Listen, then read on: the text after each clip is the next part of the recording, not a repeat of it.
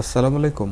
Fix problem বাংলায় আজকে আমরা যে মেসেজটি ফিক্স করব সেটি হচ্ছে এমএস ওয়ার্ড রিলেটেড।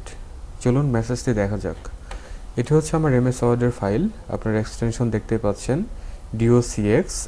এখন এই ফাইলটি যদি আমি ওপেন করি তাহলে এই ধরনের একটি পপ আপ মেসেজ ডিসপ্লে হচ্ছে, Microsoft Word is not your default program for viewing and editing documents. Okay, আরও কিছু টেক্সট আমরা দেখতে পাচ্ছি। তো এখান থেকে যদি ওকে করা হয় তাহলে কিন্তু আবার আমরা এই ডকুমেন্টে কাজ করতে পারবো, ঠিক আছে।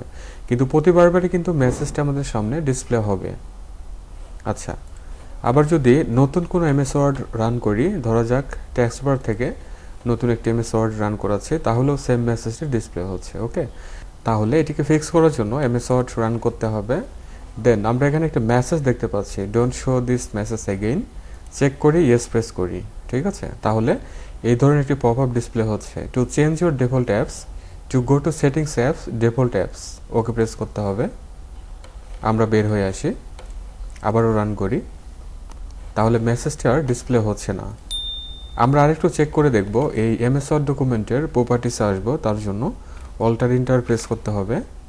তাহলে এখানে কিন্তু ওই যে ওপেন উইথ এমএস ওয়ার্ড দেখা যাচ্ছে। ওকে, আর যদি এখানে এমএস ওয়ার্ড না থাকে, অর্থাৎ ওয়ার্ড না থাকে, তাহলে চেঞ্জে এসে আমরা এখান থেকে এমএস ওয়ার্ড সিলেক্ট করে দিয়ে রাখবো, ঠিক আছে। তো এটি অনেক সময় হতে পারে যে আমরা যখন ওয়ার্ডপ্যাড ব্যবহার করে থাকি তখন এই সমস্যাটি হতে পারে, ঠিক আছে। তো আমরা যদি ওয়ার্ডপ্যাডে থাকি, ধরা যাক ওয়ার্ডপ্যাডে আছে, তাহলে ওয়ার্ডপ্যাডে ডিসপ্লে হচ্ছে অ্যাপ্লাই, ওকে। এখন এমএস ওয়ার্ডপ্যাডের সাহায্যে কিন্তু এই ডকুমেন্টটি ওপেন হলো, ঠিক আছে। তাহলে এখন যেটি করতে হবে, মাউস রাইট ক্লিক, দেন প্রপার্টিস, চেঞ্জ, ওয়ার্ড সিলেক্ট রাখতে হবে, দেন ওকে। তাহলে ওয়ার্ডে চেঞ্জ হলো, নাও অ্যাপ্লাই, নাও ওকে। এখন যদি ওপেন করি তাহলে ওই মেসেজটি আর ডিসপ্লে হচ্ছে না। যদি নতুন কোনো ওয়ার্ড রান করি তাহলে সেটি আর ডিসপ্লে হচ্ছে না। এভাবে খুব সহজে এ ধরনের মেসেজ আমরা ফিক্স করে নিতে পারবো।